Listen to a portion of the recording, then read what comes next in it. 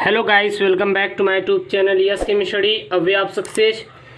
और मैं हूं आपका एजुकेटर शिव मिश्रा। यहां पे बोर्ड एग्जाम 2021 के लिए आपके लिए स्पेशल जो बैच चला रहे हैं, सेकेंड चैप्टर आपको रिवाइज के तौर पे दोबारा आपको यहां पे बताया जा रहा है। सो चैनल पे नए तो चैनल को सब्सक्राइब करें और बोर्ड एग्जाम की तैयारी करें, ताकि आप लोग 99% वहाँ पे बोर्ड में नंबर लेके आएँ। ठीक है, बाकी जो बचे चैप्टर है उसका भी वीडियो आपको प्रोवाइड किया जा रहा है, ये अलग से दिया जा रहा है। मोस्ट इम्पॉर्टेंट क्वेश्चन भी दिया जा रहा है साथ में, और अन्य फिजिक्स केमिस्ट्री साथ ही साथ अन्य जो वीडियोज़ हैं उसको भी प्रोवाइड की जा रही है। तो यहाँ पे है निषेचन के पूर्व की संरचना एवं घटना, क्योंकि हम लोग जान चुके थे कि हमारा पुष्प क्या होता है, इसमें कितनी हमारी घटनाएं होती हैं। निषेचन के पूर्व की घटना, निषेचन के बाद की घटना, इसको हम लोग थोड़ा समझ लिए थे। तो आज हमारा है निषेचन की पूर्व संरचना एवं घटनाएं।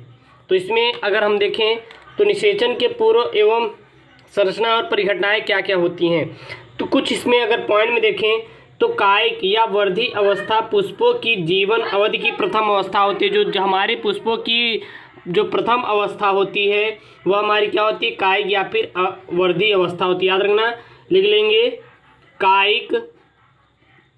कायिक या वर्धी अवस्था पुष्पी पादपों की जीवन अवधि की प्रथम अवस्था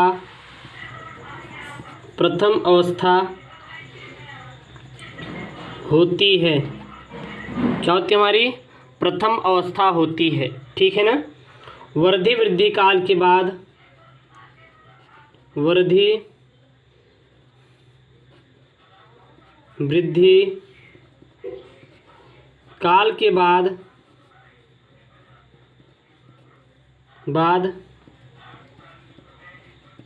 पौधे में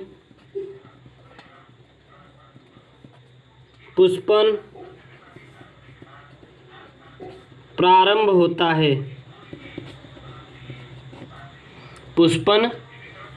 होता है। ठीक है, ये आप लोग याद रखिएगा। जब हमारी जो कायिक या फिर वर्धी अवस्था जो होती है वो पुष्पीय पादपों की जनन की प्रथम अवस्था होती है, और यही जब हमारी वृद्धि काल के बाद पौधों में क्या होता है, पुष्पन प्रारंभ हो जाता है। अगली हो जो हमारी हेडिंग आएगी वो आएगी पुष्पों की संरचना। पुष्पों की संरचना यानी कि स्ट्रक्चर ऑफ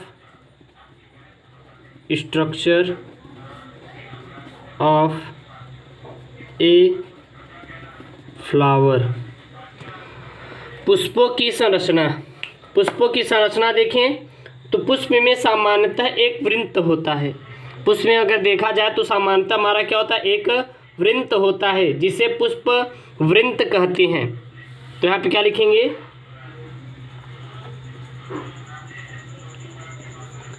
पुष्पों में सामान्यतया एक वृंत होता है, जिसे पुष्प वृंत कहते हैं। जिसे हम लोग क्या कहते हैं, पुष्प वृंत कहते हैं। और वृंत युक्त पुष्प संवृंत कहलाता है, और जिसमें ये हमारा वृंत नहीं पाया जाएगा उसे हम लोग क्या बोलते हैं, अवृत्त बोलते हैं। तो आप लिखेंगे वृंत युक्त पुष्प संवृंत कहलाता है, तथा वृंतहीन पुष्प अवृंत कहलाता है। क्या कहलाता है, हमारा अवृंत कहलाता है। तो ये हमारे पुष्पों की संरचना याद रखिएगा, ठीक ना, इतना। वृंत का ऊपरी भाग जब फूलकर तस्तरी नुमा हो जाता है, जब संरचना का निर्माण करता है, तो जिसे हम लोग पुष्पासन कहते हैं। तो अगर बोले कोई पुष्पासन क्या होता है तो ले लीजिएगा, इसको हम आपको फिगर के माध्यम से भी समझाएंगे। वृंत का ऊपरी भाग फूलकर तस्तरी नुमा संरचना का निर्माण करता है,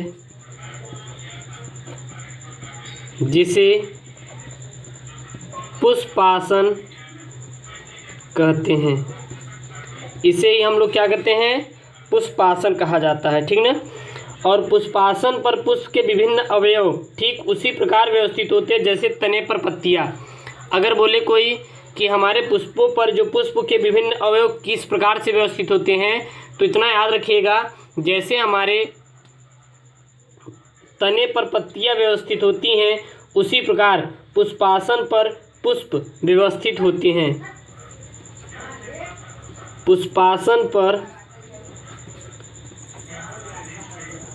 पुष्प के विभिन्न अवयव, पुष्प के विभिन्न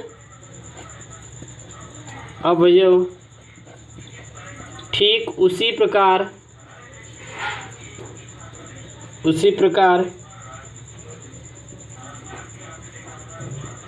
व्यवस्थित होते हैं जैसे तने पर पत्तियां विन्यासित रहती हैं। जैसे तने पर हमारी क्या विन्यासित रहती हैं, पत्तियां विन्यासित रहती हैं, ठीक है। पुष्पों के अवयव को पुष्प पत्र कहते हैं, याद रखना। जो हमारे पुष्प के अवयव होते हैं विभिन्न प्रकार के, देखते हैं एक पुष्प होता है उसके अंदर बहुत ढेर सारी संरचना होती हैं, तो उसी को हम लोग पुष्प पत्र के नाम से जानते हैं। तो यहाँ पे लिखेंगे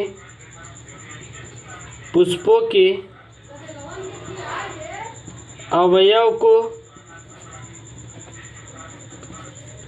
पुष्प पत्र कहते हैं। तो पुष्पों का जो अवयव होता है उसे हम लोग क्या जानते हैं, पुष्प पत्र कहते हैं। एक पुष्प में पुष्प पत्र 4 चक्रों में विन्यासित होते हैं। एक पुष्प पत्र में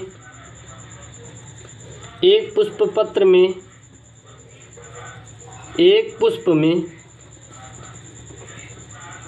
पुष्प पत्र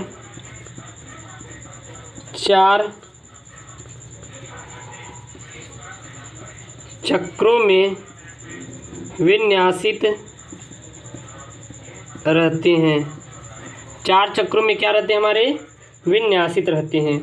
बाहरी के जो हमारे 2 चक्र होते हैं उसे सहायक चक्र के नाम से जानते हैं, और अंदर के यानी कि आंतरिक के 2 चक्र हमारे जनन चक्र कहलाते हैं, याद रखना, ठीक ना।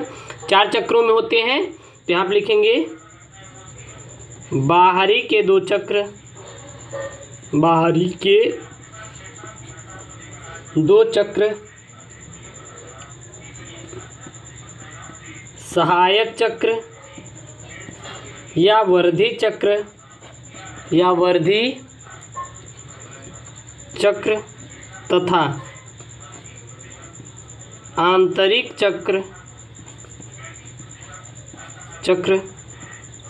जनन चक्र कहलाता है, जनन चक्र कहलाता है, ठीक है। इतना आप लोग याद रखिएगा। तो यहाँ पे देखिए, अब यहाँ पे हमारे कितने चक्र मिले, 4 चक्र मिले। कितने चक्र मिले, 4 चक्र मिले। तो इन चारों चक्रों के नाम क्या हैं, तो पहला जो चक्र है वो है हमारा बाह्य दलपुंज। पहला हमारा चक्र क्या है, तो पहला जो आपका चक्र है हमारा बाह्य दलपुंज होता है, बाह्य दलपुंज पहला चक्र है। दूसरा हमारा चक्र क्या है, वो है आपका दलपुंज। दलपुंज जो है ये हमारा दूसरा चक्र है। तीसरा हमारा चक्र क्या है, वो है आपका पुमंग।